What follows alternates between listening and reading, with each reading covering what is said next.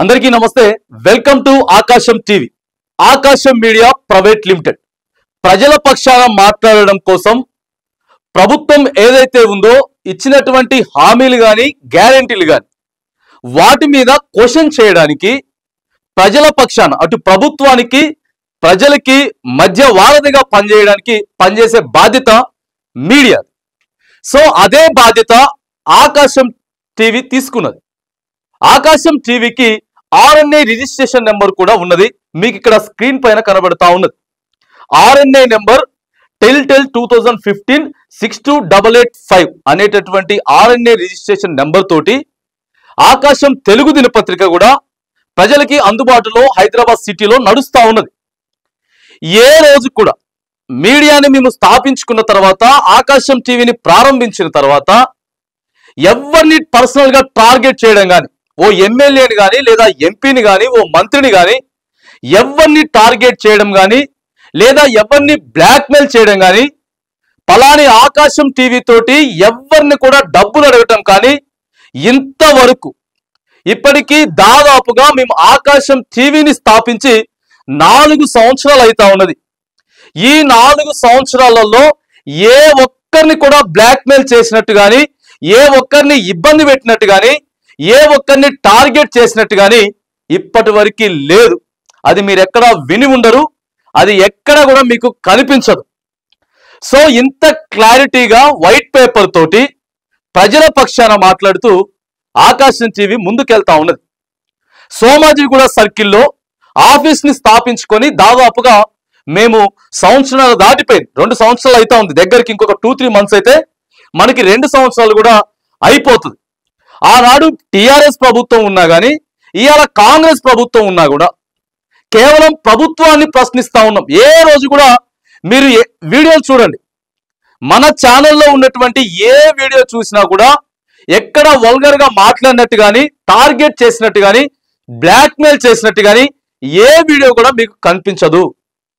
బాజాప్తా ఎలా మాట్లాడాలి, లిమిట్స్ లోకి ఎంతవరకు ఉండాలి, ఎలా క్వశ్చన్ చేయాలి, ఎలా ప్రజల కోసం మాట్లాడాలి అనేటటువంటి దాన్నే ఇక్కడ ఆకాశం టీవీ చూపిస్తుంది. అందరిలాగా కాదు, మాకు కేవలం జెన్యూన్ సబ్స్క్రైబర్స్, మేము ఒక 50,000 మందిని తీసుకొని మా ఛానల్లో వేసుకొని కొనుక్కొని, లేకపోతే వ్యూస్ కొనుక్కొని, అందరిలాగా సబ్స్క్రైబర్లు కొనుక్కొని ఎప్పుడు కూడా అలాంటి పనులు మేము చేయలేదు.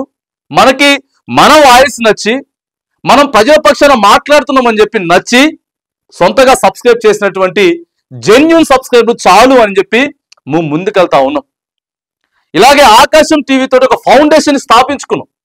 ఫౌండేషన్ స్థాపించుకొని అనేకమైనటువంటి సామాజిక కార్యక్రమాలు మేము చేసుకుంటూ ముందుకెళ్తా ఉన్నాం. ఆ వీడియోలన్నీ కూడా మన ఛానల్లో ఉంటాయి. కరోనా కష్టకాలంలో మన ఛానల్ ముందుకొచ్చినది. మన ఛానల్ ముందుకొచ్చి ఎంతో మంది పేద ప్రజలకి ఆ రోజు ఆకలి తీర్చడం, నిత్యావసరాలు ఇవ్వడం, మూగ జీవాల్ని కాపాడడం, ఇట్లా సేవా కార్యక్రమాలు ఆకాశం సేవా ఫౌండేషన్ ద్వారా కూడా చేసుకుంటూ వస్తా ఉన్నాం. ఇవాళ మాకు వచ్చేటటువంటి ఇన్కమ్ ఏది లేదు. ఇన్కమ్ లేకపోయినా కూడా దాదాపుగా ఒక 15 మంది ఎంప్లాయీస్ని పెట్టుకొని జీతాలు ఇస్తా ఉన్నాం. జీతాలు ఇచ్చుకుంటా ఒక లిమిటెడ్ కంపెనీ లాగా, ఒక ప్యాషన్ లాగా, ఇది ఒక ప్యాషన్ లాగా అని చెప్పేసి ముందుకెళ్తా ఉన్నాం. కానీ ఇగో దీని ద్వారాగా మనకి మీడియా ఉన్నది, సో మనం అది చేయాలి, ఇది చేయాలి, వాళ్ళని బెదిరించాలి, వీళ్ళని బెదిరించాలి అని చెప్పేసి ఏ ఒక్క రోజు కూడా ఓపెన్ గా చెప్తా ఉన్నాం. ఎవరైనా చూపించాలనుకుంటే చూపించవచ్చు. ఆకాశం టీవీ మీద ఎవరినైనా బ్లాక్మెయిల్ చేసినామనంటే చూపిస్తే దానికి బాధ్యత మేము కట్టుబడి ఉంటాం. మాకు ఆ అలవాట్లు లేవు, మాకు ఆ అలవాటు అనేది లేదు. కాకపోతే స్థాపించాలి, ఇది ఒక ప్యాషన్. ఓ 10-15 మందికి మనం ఆ కుటుంబాలకి కొద్దిగా ఆసరాగా నిలవాలి. వాళ్ళకి కొంత ఇప్పటి వరకు మేము స్టిల్ మా శాలరీస్ రావడానికి కూడా చాలా టైం పడుతుంది. అందరికీ చాలా మందికి ఒక 5-10 తారీఖులలో జీతాలు వస్తాయి. కానీ మాకు జీతాలు రావడానికి ఓ 15 తారీఖు 20వ తారీఖు కూడా జీతాలు వస్తాయి. అయినా కూడా సో నడిపించుకుంటూ వెళ్తా ఉన్నాం. ప్రజల కోసం మనం కొంచెం క్వశ్చన్ రేజ్ చేయాలి. అంతేగాని ఎవరిని బ్లాక్మెయిల్ చేసి టార్గెట్ చేసి మేము మాట్లాడలేదు. మళ్ళీ చెప్తా ఉన్నాం. సో ఇదంతా ఎందుకు చెప్తా ఉన్నాం అంటే, ఇగో ఇక్కడ మీకు స్క్రీన్ మీద కనిపిస్తా ఉన్నాడు చిల్కా ప్రవీణ్. చిల్కా ప్రవీణ్ యూ న్యూస్ ని నడిపిస్తా ఉంటాడు. యూ న్యూస్ ని నడిపిస్తున్నటువంటి సందర్భంలో చిల్కా ప్రవీణ్ గతంలో తీన్మార్ మల్లన్న దగ్గర పనిచేసినటువంటి వ్యక్తి. తీన్మార్ మన దగ్గర పనిచేసిన తర్వాత సో ఇద్దరికి మరి ఏం డిస్కషన్స్ వచ్చినాయో లేకపోతే ఎక్కడ విభేదాలు వచ్చినాయో సో అవన్నీ మనకి తెలియదు. మనకి తెలవనటువంటి పక్షంలో మా ఓనర్ గారు కొంచెం అప్పుడు కొంచెం, ఎందుకంటే మనం కూడా ఒక మీడియా ఛానల్ పెట్టుకున్నాం కాబట్టి ఈ నేపథ్యంలో సో ఆకాశం టీవీ అంటే ఎక్కడ ఏంటి అనేటటువంటి దాంట్లో కొంత ఫ్రెండ్షిప్ ఏర్పడింది. చిల్కా ప్రవీణ్ కి మా ఓనర్ కి కొంచెం ఫ్రెండ్షిప్ ఏర్పడి, అన్నా నాకు షెల్టర్ లేదు, నేను చాలా ఆర్థికంగా చితికిపోయి ఉన్నా, సో నాకు కొద్దిగా షెల్టర్ కావాలి, నేను ఇట్లా ఛానల్ ఉన్నది నాకు, నేను వార్తలు చెప్పుకుంటానని చెప్పేసానంటే ఎవరికైనా ఆశ్రయం ఇచ్చేటటువంటి ఆకాశం టీవీ ఆ రోజు దాదాపుగా సంవత్సరాల క్రితం ఇదే చిల్కా ప్రవీణ్ కి ఆకాశం టీవీ ఆశ్రయం ఇచ్చింది. ఎలాంటి రెంట్ అడగలేదు, ఎలాంటి కరెంటు బిల్లులు అడగలేదు, ఎలాంటివి కూడా అడగకుండా సో ఇలా ఛానల్లో మీరు చేసుకోండి అని చెప్పారు. ఆకాశం టీవీ సపరేట్ గా నడిచేది, యూ న్యూస్ కూడా సపరేట్ గా నడిచేది. సో ఇట్లా నడుచుకుంటూ వెళ్ళేది. వాళ్ళు వచ్చేవాళ్ళు, వాళ్ళ టీం ఒక 2-3 ఉండేవాళ్ళు, న్యూస్ చెప్పుకునే వాళ్ళు, సో వెళ్ళేవాళ్ళు. ఒక 2-3 సార్లు కొంచెం అగ్రెసివ్ గా మాట్లాడుతున్నటువంటి సందర్భంలో కూడా సో మరి ఇంత అగ్రెసివ్ గా మాట్లాడుతూ ఉన్నారు, సో చెప్పాల్సిన దానికంటే కొంచెం ఎక్కువ కూడా చెప్తా ఉన్నారని చెప్పి సో మా ఓనరు తర్వాత చిల్కా ప్రవీణ్ కూడా కొంత ఇది కూడా నడిచినది. సో ఇట్లా సంభాషణ కూడా నడిచినది, మనం ఇంత అగ్రెసివ్గా వెళ్తున్నారని చెప్పేసి సందర్భంలో సో ఇట్లా ఆశ్రయం ఇస్తే చిల్కా ప్రవీణ్ మీద అక్టోబర్ 1st వీక్ లో దాడి జరిగినది. ఆఫీస్ కింద ఎవరో గుర్తు తెలియనటువంటి వ్యక్తులు వచ్చి ఆయనపై దాడి చేయడం జరిగింది. ఆయన మాట్లాడుతున్నటువంటి విషయాలకు సంబంధించి అగ్రెసివ్ గా వెళ్ళినటువంటి సంబంధించి లేకపోతే ఎవరైనా టార్గెట్ చేసిండ్రా లేకపోతే ఎట్లా అనేటటువంటి విషయం సో దాని మీద దాడి జరిగినది. పంజాగుట్ట పిఎస్ లో కంప్లైంట్ అయినది, యశోద హాస్పిటల్కి వెంటనే అక్కడ కూడా తీసుకుపోవడం జరిగినది. అదే రోజున మా ఆకాశం టీవీ ఓనర్ గారు వచ్చి చిల్కా ప్రవీణ్ గారిని డిశ్చార్జ్ చేయించి కూడా సో అక్కడ డ్రాప్ చేయడం జరిగింది, ఆయన దగ్గర డ్రాప్ చేయడం జరిగింది. అరే మన దగ్గర ఉన్నాడు కదా అని చెప్పేసి డ్రాప్ చేయడం జరిగితే మా దగ్గర ఉన్నప్పుడు కూడా చిల్కా ప్రవీణ్ గారు అనేక సార్లు ఈ ఆఫీస్ వాళ్ళే నేను న్యూస్ చేస్తున్నప్పుడు కావాలని చెప్పి నెట్ తీసేస్తున్నారు, కావాలని చెప్పి కరెంటు తీసేస్తున్నారు అని చెప్పి చాలా సార్లు కూడా చెప్పడం జరిగింది. ఆ తర్వాత ఆ విషయం ఓనర్ల దృష్టికి కూడా పోయినది. ఒకవేళ మన సొంత ఆఫీసు మనకి ఇష్టం లేదంటే కరెంట్ ఎందుకు తీస్తాం, నెట్ ఎందుకు తీస్తాం, బాజాప్తా ప్రవీణ్ నువ్వు ఒక వారం రోజులలో వెళ్ళిపో, లేకపోతే ఒక 10 రోజులలో వెళ్ళిపో, 20 రోజులలో వెళ్ళిపో అని చెప్పేసి చెప్పొచ్చు. దాంట్లో పెద్ద ప్రాబ్లమే లేదు కదా, మనకు వచ్చేటటువంటి పైసలు ఏమీ లేవు. అలాంటప్పుడు మన వల్ల ఇబ్బంది అవుతుంది అని అనుకున్నప్పుడు మనల్ని అంటున్నప్పుడు ఖచ్చితంగా మనం వెళ్ళిపోమని చెప్తాం.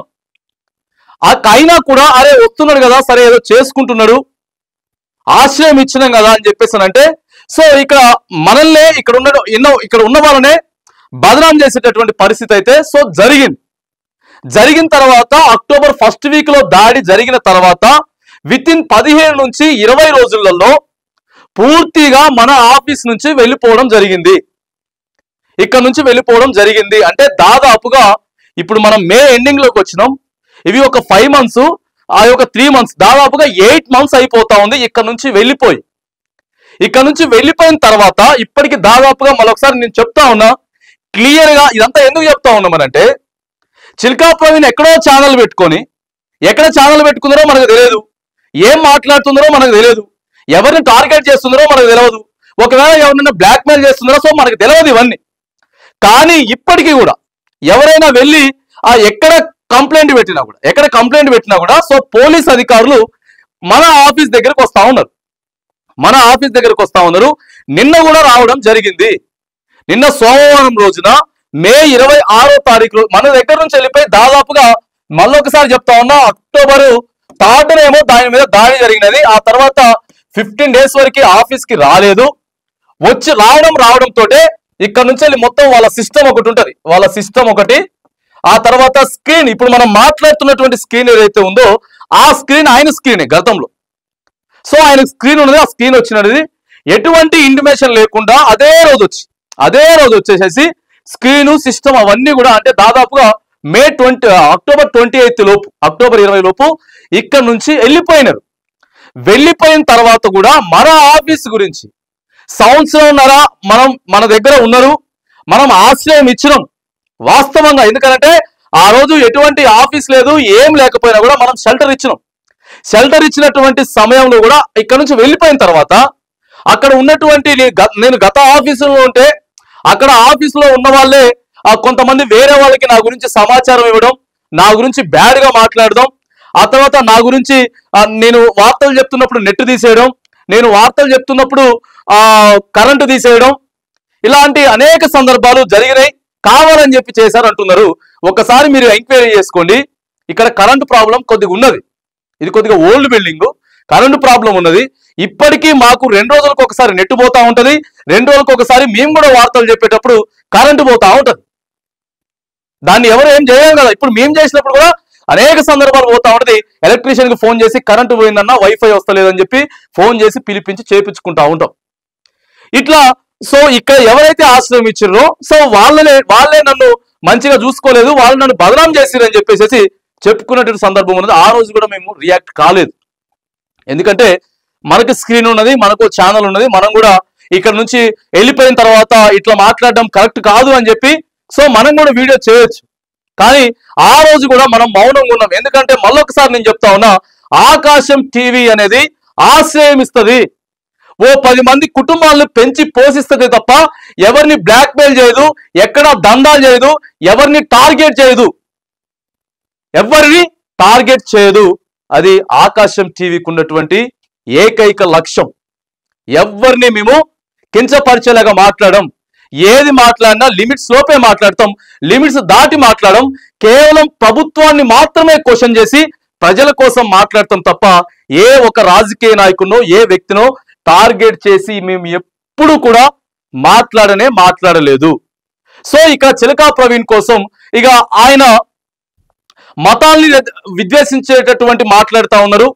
ఆ తర్వాత ఆయనకి సంబంధించినటువంటి ఆయన మీద కేసు ఫైల్ అయినది అని చెప్పి సో గతంలో కూడా నిన్న పోలీస్ అధికారులు సో నిన్న వచ్చిర్రు.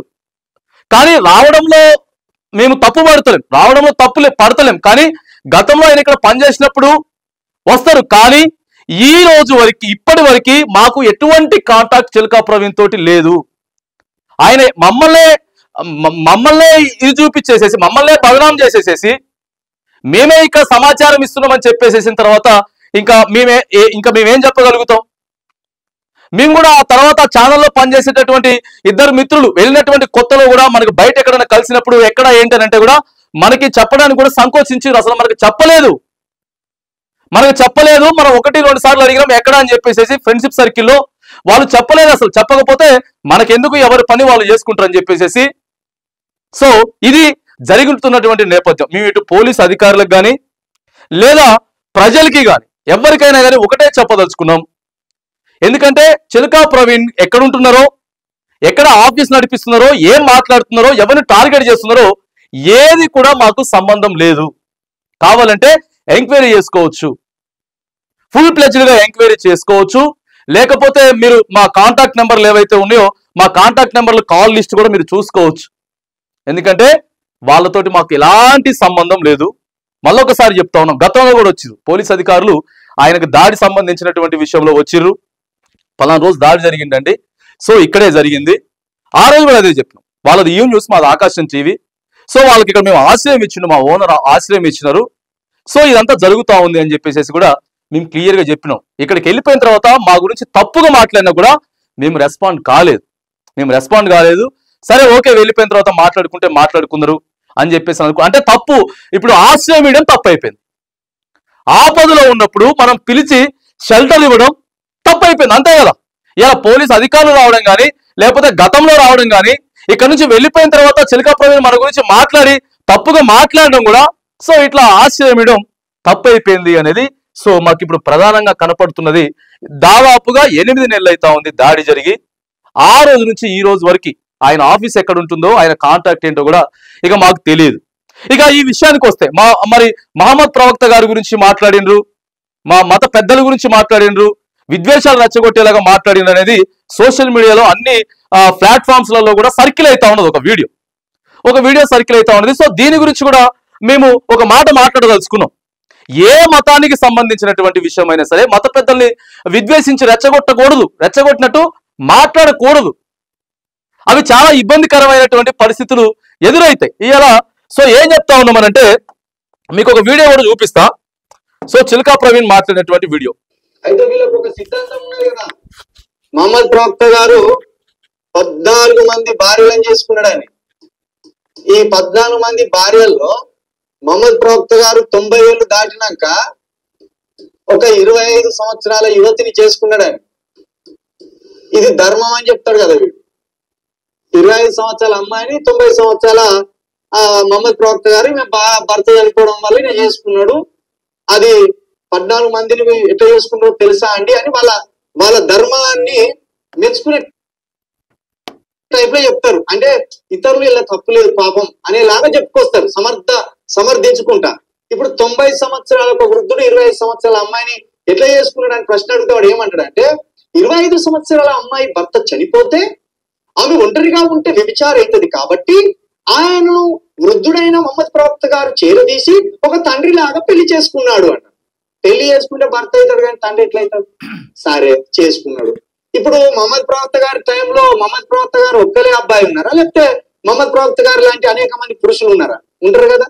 మరి ఇప్పుడు షఫీ బ్రదర్ షఫీకోను తర్వాత ప్రవీణ్ గారికి నడుస్తున్నటువంటి చర్చ ఏదంటే వాళ్ళు డైరెక్ట్గా చూసుకోవాలి. ఈ విషయానికి సంబంధించి మేమేం చెప్పదలుచుకున్నామనంటే షఫీ గారికి సంబంధించి వాళ్ళకి ఏమైనా పర్సనల్ టార్గెట్స్ ఉన్నాయా, లేకపోతే వాళ్ళు ఏం జరుగుతున్నది, ఎవరు బ్లాక్మెయిల్ చేస్తున్నారు, ఎవరిని టార్గెట్ చేసి మాట్లాడుతున్నారు అనేది సో మనకు సంబంధం లేనటువంటి విషయం. కానీ ఒక మత పెద్ద మహమ్మద్ ప్రవక్త గారి గురించి వెళ్ళి సో ఇట్లా ఈ ఏజ్కి సంబంధించి ఇవన్నీ కూడా మరి మాట్లాడడం కరెక్ట్ కాదని చెప్పేసి మేము చెప్తా ఉన్నాం. కించపరిచినట్లయితుంది. ఎందుకంటే ఇది సోషల్ మీడియాలో వైరల్ అవుతా ఉంది కాబట్టి మనం కూడా ఒక మీడియా ఛానల్ కాబట్టి సో మనం దీని మీద రెస్పాండ్ అయ్యి మాట్లాడుతూ ఉన్నాం. ఇలా మాట్లాడడం కరెక్ట్. మీరుంటే డైరెక్ట్గా చూసుకోండి, డైరెక్ట్గా మీరు టార్గెట్స్ పెట్టుకోండి. షఫీకి మీకు ఏదైనా ఉంటే మీరు కేసులు పెట్టుకోండి, మీరు పర్సనల్గా ఏమైనా మాట్లాడుకోండి. అంతేగాని సో ఇట్లా మరి ఇది తప్పని చెప్పేసి మేము కూడా చెప్తా ఉన్నాం ఇలా మాట్లాడడం. సంవత్సరాల అమ్మాయికి మహమ్మద్ ప్రవక్త గారు ఒక అబ్బాయిని ఎంకలాడి ఆ అబ్బాయికి 25 సంవత్సరాల అమ్మాయిని పెళ్లి చేస్తే మహమ్మద్ ప్రవక్త గారిని దేవుడు లెక్క కొని అంటారు. అంతేగాని ఎవరి మొగడు చచ్చిపోతే వాళ్ళ పిల్లల్ని తీసుకొచ్చుకొని ఇంట్లో వేసుకుంటే ఆదర్శం అవుతుందా? అది చెప్పండి, మీరే చెప్పండి. కొంతమంది ముస్లింలు కూడా న్యూట్రల్ గా ఆలోచించుకోవాలి ఉంటారు కదా.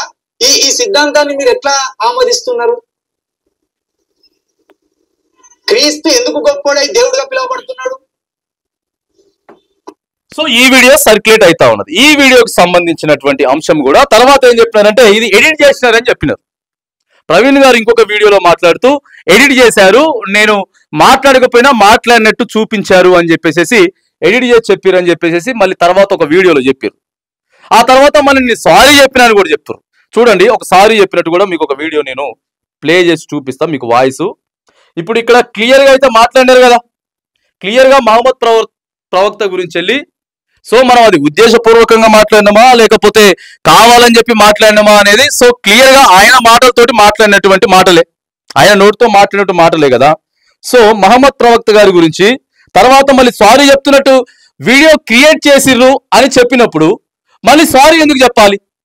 అవునా కాదా? సో మీరు మాట్లాడినప్పుడు మీరే కదా మాట్లాడింది, మళ్ళీ మీరే సారీ చెప్పినామని చెప్పిండ్రు, మళ్ళీ మీరే వీడియో ఎడిట్ చేసినామని చెప్పిర్రు. మరి అది ఎట్లా? ఇగో చూడండి, లైంగికంగా తప్పుదోవ పట్టించే విధంగా చిత్రీకరిస్తున్నారు. ప్రవక్త మహమ్మద్ గారు 90 ఏళ్ల వయసులో 25 ఏళ్ల యువతిని వివాహం చేసుకున్నారని అసత్య ప్రచారం చేస్తున్నాడు. ఇది పూర్తిగా తప్పుడు సమాచారం.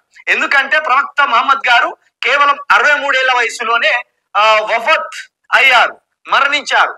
నేను ఆల్రెడీ 93 సంవత్సరాలు అనే విషయంలో పొరపాటు జరిగిందనే 14వ తేదీ నాడు పొరపాటు జరిగితే 15వ తేదీ నాడే దానికి వివరణ ఇచ్చిన. ముస్లిం సమాజం బాధపడొద్దు, మన ముస్లిం సోదరులు నొచ్చుకోవద్దు, వాళ్ళ విశ్వాసాలు కూడా మనం పరిగణలోకి తీసుకోవాలి. సో ఇట్లా 14వ తారీఖు మాట్లాడినా 15వ తారీఖు మరి మాట్లాడిన తర్వాత ఒక్కసారి మనం నోట్లో నుంచి మాట వచ్చి అది వైరల్ అయిన తర్వాత సో మరి మనం సారీ చెప్పినా ఎట్లా సారీ చెప్పినాం, ఇదంతా వైరల్ అవుతుందని మరి సారీ చెప్పినామా లేకపోతే ఏందనేది కూడా ఆ కోణం కూడా వస్తుంది, ఆ కోణం కూడా పరిగణలోకి వస్తుంది. కాబట్టి 100కి 100% ఇలా మాట్లాడడం తప్పని చెప్తా ఉన్నాం. మీరు ఉంటే ఏమైనా చూసుకోండి, అంతేగాని మత పెద్దల్ని ఒక ఏజ్ ని మనం ఇది చేసి ఇలా మాట్లాడటం మరి అది ఎంతవరకు కరెక్ట్ అనేది ఇక వాళ్ళ విజ్ఞతకే వదిలేస్తా ఉన్నాం. ఏ రోజు కూడా మళ్ళొకసారి చెప్తా ఉన్నా, ఒక ఫోన్ పే నెంబర్లు పెట్టి గూగుల్ పే నెంబర్లు పెట్టి మాకు సబ్స్క్రైబర్లు చేయండి, మాకు పైసలు పంపించండి, మాకు హెల్ప్ చేయండి, దాతలు ముందుకు రండి అని చెప్పి ఎంతో మంది యూట్యూబర్లు యూట్యూబ్ ఛానల్స్ ప్రాధాయపడి అడిగినారు. ఎంతో మంది బ్లాక్ మెయిల్ చేసినారు, దందాలు చేసినారు. బ్లాక్ మెయిల్ మీదనే దందాలు చేసే బెదిరించే ఎక్కడెక్కడికో పై స్థాయిలుగా పోయి సంపాదించుకుంటున్నారు. కానీ ఆకాశం టీవీ అలా కాదు. ఆకాశం టీవీకి వేరే పెద్ద పెద్ద బిజినెస్లు కూడా ఏం లేవు, పెద్ద బిజినెస్లు కూడా పెద్దగా ఏం లేవు. అయినా కూడా ఆశ్రయం ఇవ్వాలి, ఒక ప్యాషన్ అని చెప్పేసేసి. సో అంటారు కదా చాలా మందికి, అరే ఒకరికి ఆ సినిమాలు తీయాలంటే పిచ్చి, అరే ఒకరికి ఎవరిదో వాళ్ళకు ఉంటుంది, దానికోసం పైసలు ఖర్చు పెడతారు. పైసలు ఖర్చు పెట్టి పెట్టుబడి పెట్టి వాళ్ళ ప్యాషన్ ఏదైతే ఉంటుందో, వాళ్ళ కళ ఏదైతే ఉంటుందో ఆ కళను తీర్చుకుంటారు. ఇక్కడే మనం కూడా ఒక న్యూస్ ఛానల్ పెట్టుకోవాలా, ప్రజల కోసం మాట్లాడాలా అని చెప్పాలని చెప్పేసి ఒక ఉద్దేశంతో మనం ఆకాశం టీవీని స్థాపించడం. అంతేగాని చిల్కా ప్రవీణ్ కి ఆకాశం టీవీకి ఎలాంటి సంబంధం లేదు. ఆశ్రయం ఇవ్వడమే ఈరోజు మా తప్పు అయిపోయింది. ఆశ్రయం ఇవ్వడం ఈరోజు మాకు తప్పు అయిపోయింది. ఎక్కడుంటున్నారు, ఏం చేస్తున్నారు, ఏంది కథ అనేది మాకు మళ్ళొకసారి సంబంధం లేదు అని చెప్పేసి నేను క్లియర్ గా చెప్తా ఉన్నా. ఎవ్వరు మా ఫోన్ నెంబర్లు కావచ్చు, లేకపోతే ఏదైనా కానీ ఇటు ఆయనతో సంబంధం ఉన్నట్టు కానీ, లేకపోతే ఆకాశం టీవీ ఎవరినైనా బ్లాక్ మెయిల్ చేస్తుంది, దందా చేస్తుంది, ఓ నాయకుడి గురించి కొద్దిగా ఎక్కువ మాట్లాడిండ్రు, లిమిట్స్ దాటిండ్రు, వల్గర్ గా మాట్లాడిండ్రు, ఇలాంటివి ఏమన్నా చూపిస్తే మాత్రానికి బాజాప్తా మేము ఒప్పుకునేదానికి సిద్ధంగా ఉన్నాం. ఏ రోజు కూడా లేదు. మేము క్లియర్ గా వెళ్తా ఉన్నాం. ఆకాశం ఇవాళ కాకపోతే రేపైనా సరే ప్రజల దగ్గరికి మనం చేరుకోగలుగుతాం. చిన్నగా వెళ్తా ఉన్నాం. ఒక 50,000 సబ్స్క్రైబర్ల వరకు వెళ్ళాం. ఇలా ప్రజలు మనల్ని, మన వాయిస్ నచ్చితే మనల్ని సబ్స్క్రైబ్ చేసుకుంటారు. సో ఇవాళ కాకపోతే రేపు కాకపోతే ఎల్లుండి అయినా సరే ఫుల్ ప్లెడ్జ్డ్ గా మనం ప్రజల్లోకి వెళ్దాం. కానీ మనమే కావాలని చెప్పి పాపులర్ చేసుకొని, తర్వాత ఇన్ఫ్లుయెన్సర్లను పెట్టుకొని, కొనుక్కొని, మార్కెటింగ్ చేయించుకొని, సబ్స్క్రైబర్లు ఎంచుకొని, వ్యూస్ చేయించుకొని, సో ఇంత హడావుడి మాకు అవసరం లేదు. మనం చిన్నగా వెళ్ళినా సరే మంచినీళ్ళు తాగుదాం, పరిగెత్తి పాలు తాగాల్సినటువంటి అవసరం లేదు అనేటటువంటి ఉద్దేశంతో ఆశ్రయం కల్పిస్తూ మాత్రమే కొందరికి వెళ్తా ఉన్నాం తప్ప, అంతే తప్ప మాకు ఎలాంటి టార్గెట్స్, ఎలాంటి బ్లాక్ మెయిల్స్ లేవు. ఆ విషయంలోనే, ఆ సందర్భంలోనే మేము చిలకా ప్రవీణ్కి ఇక్కడ ఆశ్రయం ఇవ్వడం జరిగింది. ఆశ్రయం ఇచ్చిన వాళ్ళనే బదనాం చేస్తూ బయటికి వెళ్ళిన తర్వాత మాట్లాడడం జరిగింది, బయటికి వెళ్ళిపోవడం జరిగింది. సో ఇదంతా కూడా మేము అందుకే ఎక్స్ప్లెయిన్ చేయదలుచుకున్నాం. ఇదంతా కూడా ఖచ్చితంగా అటు పోలీస్ అధికారులకు చెప్పదలుచుకున్నాం. మేము క్లియర్గా ముందుకు వెళ్తా ఉన్నాం. మాకు R&A రిజిస్ట్రేషన్ ఉన్నది. ఫుల్ ప్లెడ్జ్డ్ గా ప్రజల కోసం పనిచేసుకుంటా ముందుకు వెళ్తా ఉన్నాం. ఇలా మేము బాధపడతా ఉన్నాం, మేము చాలా బాధపడతా ఉన్నాం. ఆశ్రయం ఇచ్చిన వాళ్ళ కోసం మనం ఇంత స్ట్రగుల్ పడతా ఉన్నాం, మనం ఇంత ఇదైతా ఉన్నాం అని చెప్పేసి. అయినా కూడా పోలీస్ అధికారులు వచ్చినా కూడా మేము సమాధానం చెప్తా ఉన్నాం. ఎలాంటి సమాధానం చెప్పాలన్నా మేము సమాధానం చెప్తా ఉన్నాం. అంతేగాని చిలకా ప్రవీణ్ ఇక్కడ నుంచి వెళ్ళిపోయిన తర్వాత మా గురించి చెడ్డగా మాట్లాడిన తర్వాత కూడా మేము ఎట్లా కూడా మేము రియాక్ట్ కాలేదు. ఇది ఆకాశం టీవీ పద్ధతి అని చెప్పేసి నేను మళ్ళొకసారి క్లియర్గా చెప్తా ఉన్నా.